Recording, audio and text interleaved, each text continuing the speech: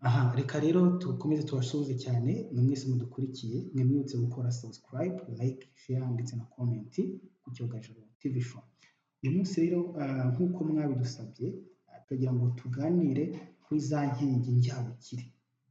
Tumaze iminsi tubagezaho ibiganiro bitandukanye bibashishikariza uko mwava mu bukene. Uyu munsi rero ntabwo n'ubundi tugiye kuva muri uwo mujyo, ndagira ngo tuganire none kuri topic igaragaza ko niba utinya guhomba byanze bikunze uzahora uri ingaruzwamuheto y'ubukene, kuko kimwe mu mabanga abakire batatubwira ni uko bo badatinya guhomba. Ndagira ngo ibi bintu tubiganireho iminota mike, iminota igera kuri 5, ariko iki ni ikiganiro wajya muri comment, si ngombwa ko ibyo nkubwiye 100% biba ari byo, wajya muri comment nawe tugasangira ibitekerezo, kuko burya iyo ari ikiganiro ntabwo umuntu yiharira ijambo. Hanyuma rero ni ukubera iki rero tuvuga ko abakire badatinya guhomba?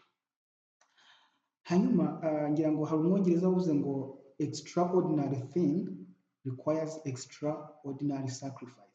Ugereranije ni ukuvuga ngo iyo ushaka ikintu kidasanzwe nawe gusaba gukoresha imbaraga zidasanzwe. Hanyuma rero hari ikindi bita ngo ni risk. Risk bajya bavuga mu gifaransa ngo qui ne risque ne gagne rien. Iyo udafashe imyanzuro ikomeye mu buzima bituma ukomeza kuba hahana. Reka tuganire.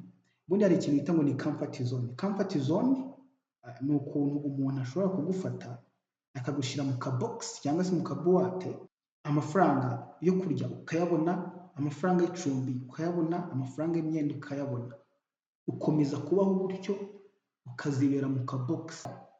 Ikintu rero abakire baduhisha ni iki ngiki. Umukire we yemera kuva mu kabox agafata ya myanzuro ikomeye ituma ava mu kabox. Bati ngiye kwemera fata umwanzuro, aka kazi bampemba 200,000, ninkomeza gukorera umushahara w' 200,000, nzakomeza mbaho ngaho muri iyo range y'200,000, ariko ngiye gufata imyanzuro ikomeye, fate nibura amafaranga wenda tuvuge 400,000 niba ari amezi 2, noneho nemere uwo mushahara mureke, nemere niyo namara amezi 3 nkongera gukora kuri wa mushahara, ariko nibura nyuma y'ayo mezi 3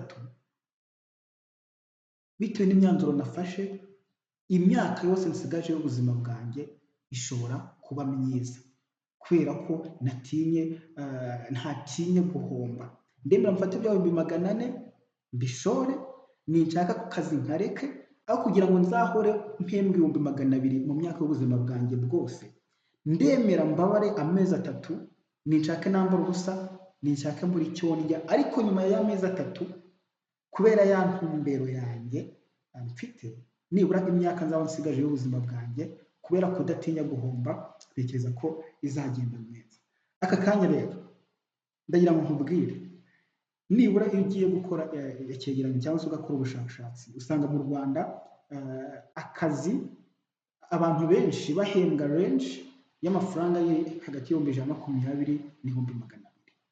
Ayo mafaranga duhembwa ni nako umuryango ukomeza kugenda ukura.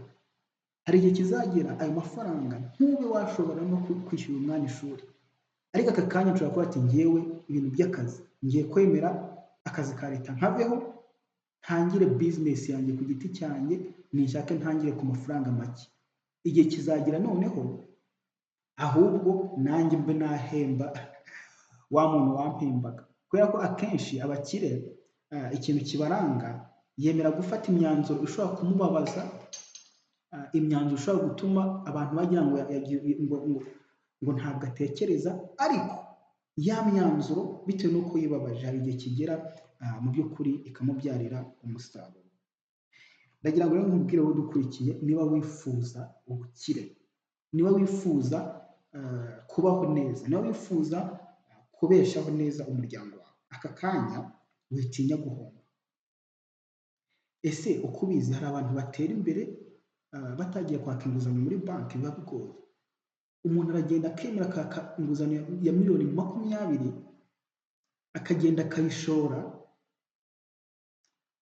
abatekereza ko igihe gishobora kugera wenda risk ayo mafaranga akamuburiraho bakaba bamufunga, ariko nanone yemera gufata iyo myanzuro ikomeye kugira ngo ahazaza he hazabe heza.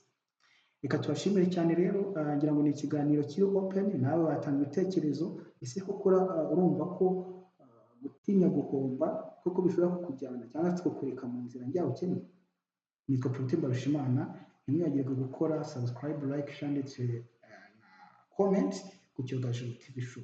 Komeze mugire ubuzima bwiza n'amafaranga.